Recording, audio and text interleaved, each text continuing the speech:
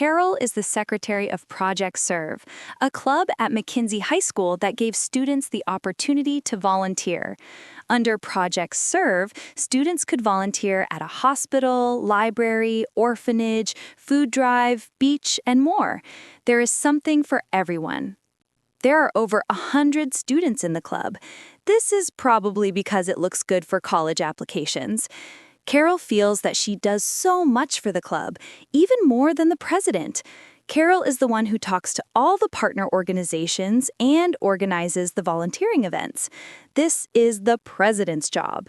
She also takes attendance, organizes all the documents and files, and promotes the club around school. The president, Jessica, is only president because she is popular and knows how to sell herself.